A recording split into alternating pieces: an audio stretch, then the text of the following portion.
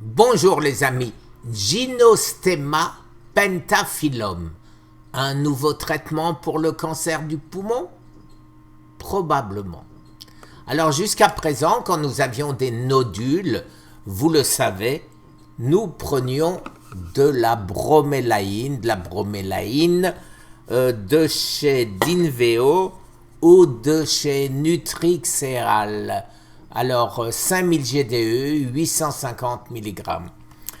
Alors, que peut être ce Giaogulan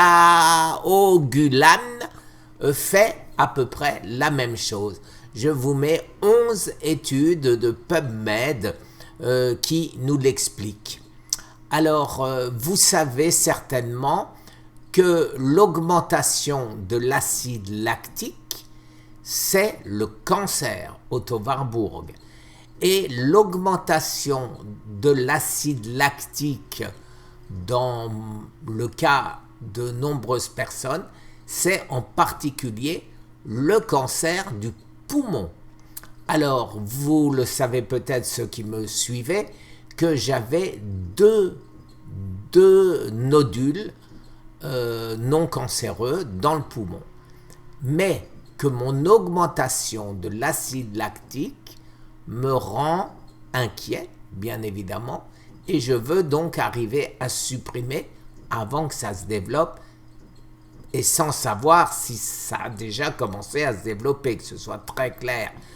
Au jour d'aujourd'hui, je pense toujours pas avoir le cancer, réavoir le cancer, mais par contre, je fais tout pour qu'il ne réapparaisse pas.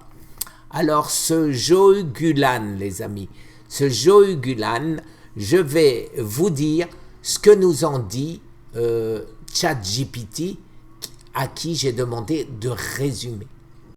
Gynostema pentaphyllum, également connu sous le nom de Jiaogulan, est une herbe médicinale traditionnelle chinoise qui a été utilisée pour diverses conditions de santé, y compris l'hépatite, le diabète et les maladies cardiovasculaires. Ces dernières années, G. pentaphyllum a fait l'objet d'un intérêt scientifique pour ses propriétés anticancéreuses potentielles.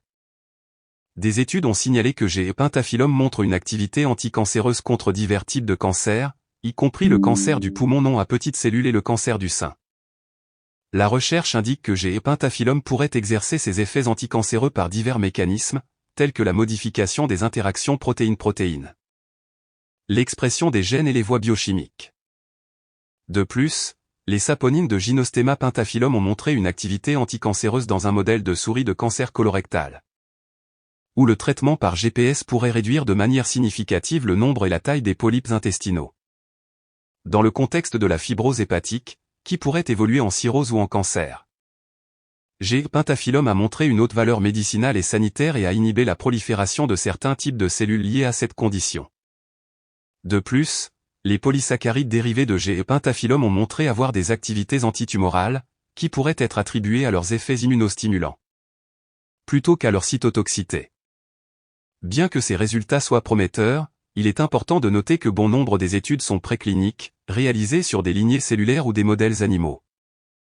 En tant que telles, l'efficacité et la sécurité de G. pentaphyllum dans le traitement ou la prévention du cancer chez l'homme restent à être davantage étudiées à travers des essais cliniques. Il est toujours recommandé de consulter un professionnel de la santé avant de commencer un nouveau traitement. Alors, je vous mets bien sûr tous ces liens en dessous qui expliquent ce que je viens de vous le dire. Alors, bien sûr, ça vous l'explique en anglais, mais vous savez très bien que vous pouvez utiliser Google Translate pour changer ceci en français ou dans d'autres langues, dans la langue que vous souhaitez. Voilà les amis, alors je vous ferai remarquer là aussi que ChatGPT lui-même vous dit ne me copiez pas sans l'avis de votre médecin. Très bonne journée. Au revoir.